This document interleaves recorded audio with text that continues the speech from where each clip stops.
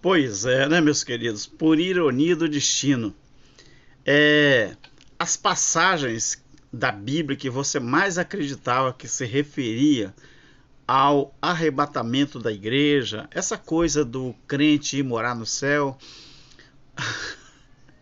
por mais incrível que pareça. Por exemplo, eu vou citar aqui para você João, capítulo 14.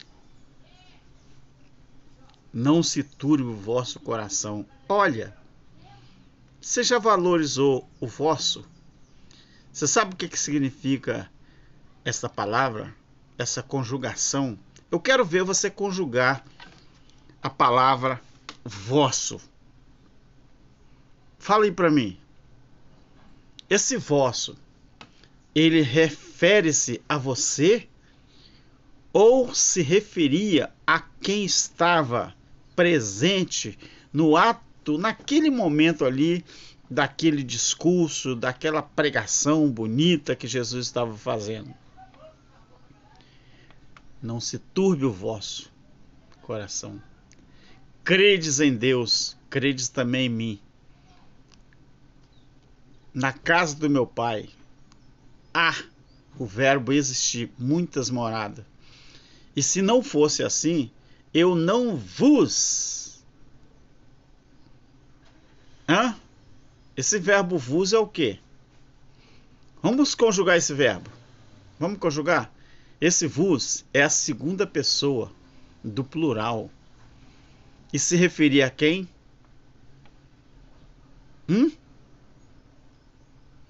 Os pastores. Eles não querem que você saiba a verdade, não. Deixa eu te falar uma coisa, queridos. Por que a Bíblia diz que Deus não habita em templo feito por mão de homem? Por quê? Porque o ser humano, ele não é feito pela mão do homem. O ser humano, ele é feito pela mão do próprio Criador. E por que Deus habitaria em casas humanas se ele pode morar dentro de mim e dentro de você? Isso sim, dentro de mim e dentro de você ele mora, que não é casa feita por mão de homem. Aí você diz assim, alguém falou no comentário, falou assim, mas então por que Deus mandou construir tabernáculo? E você sabia que nunca foi a vontade de Deus construir tabernáculo lá no deserto? Aquilo ali, a construção do tabernáculo, que depois resultou no grande templo em Jerusalém, Deus permitiu por causa de Davi. Agora, o templo, ele já nasceu com os dias contados. Interessante, né? O templo físico, ele já nasceu com prazo de validade. E para onde que apontava a destruição do templo em Jerusalém? Que eu não sei se você sabe, mas o templo em Jerusalém, ele era o representante máximo do império da lei, também chamado de ministério de morte.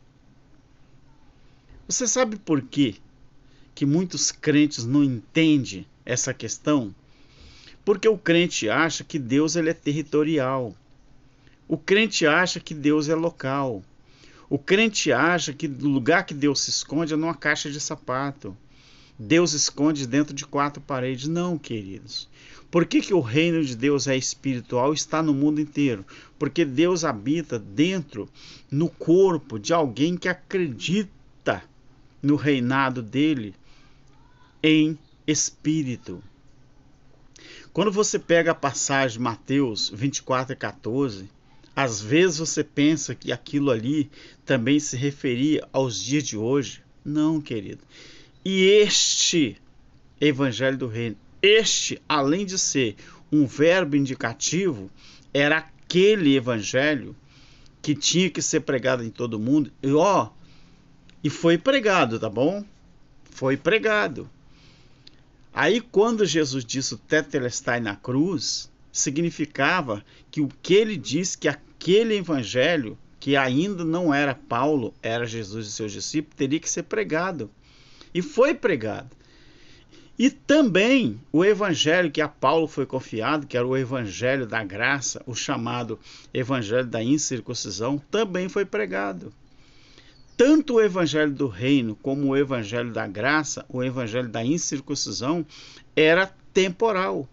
O único evangelho que está na Bíblia que é atemporal é o evangelho eterno. Por quê?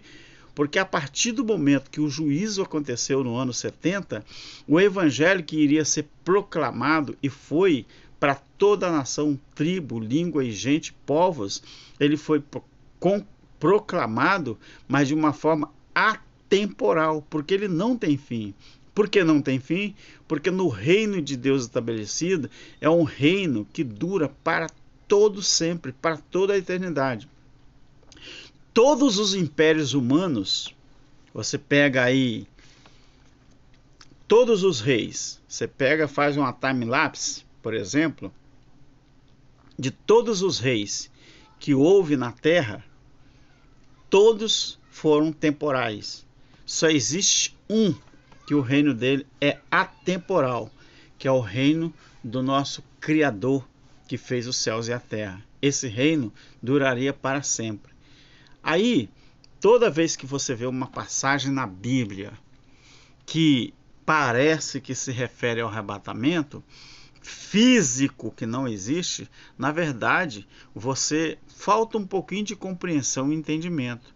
Porque essa coisa de arrebatamento, ou seja, harpazo, que quer dizer tomado à força e não, esse harpazo, ele é a tradução da palavra arrebatar. Então, harpazo quer dizer você ser tirado à força. Não é que você vai ser tirado da terra e levado para o céu. Harpazo não significa isso. Ou seja, a metanoia, a mudança de mente, ela foi feita aqui, ó. Isso é mudança de rota, mudança de destino. Conversão significa isso. Então, arrebatamento da igreja, que vocês acham que é físico, na verdade, o arrebatamento ele foi feito com harpazo, ele foi feito com metanoia. Aquilo que você fazia de ruim antigamente, hoje você não faz mais. Se você fazia qualquer injustiça, hoje você não faz mais. Isso é harpazo, arrebatar. Agora, essa questão de arrebatamento físico, isso não é muito antigo não, isso começou em 1830, através de um homem, você pode até pesquisar, chamado John Nelson Darby, né? Que ali a sua parente, ela teve um sonho, uma visão, uma revelação, que estava sendo levada ao céu fisicamente, daí surgiu e começou a propagar a doutrina do arrebatamento físico, uma interpretação bíblica que não existe. Tá bom? Então você acha que todas as passagens que você entende que é um arrebatamento físico, não é arrebatamento físico.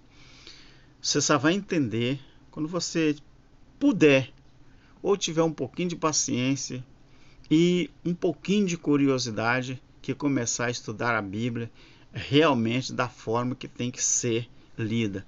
Porque, queridos, nos seminários da vida, nos cursos teológicos da vida, você não vai ver isso não. Você não vai encontrar, você não vai ouvir, porque os pregadores de hoje em dia, eles não se interessam por isso, porque quando eles montam uma denominação, quando eles montam uma igreja, entre aspas, o intuito é arrecadar dinheiro das pessoas, e quanto mais melhor, tá bom? É mais fácil eles renunciar, jogar a Bíblia fora, ou falar a verdade, do que renunciar à sua riqueza. Sabe por quê? Que o rico, ele não é que ele não vai, ele não se, acabou essa questão de salvar, não é? Mas o rico, antigamente, era mais fácil ele perecer no juízo do que perder toda a sua riqueza, as suas fazendas, não é? É assim que Jesus diz. Por isso aquela parábola, por isso que Jesus fez aquela parábola. É mais fácil passar um camelo no fundo de uma agulha, que era a porta de Jerusalém, do que um rico se salvar, tá?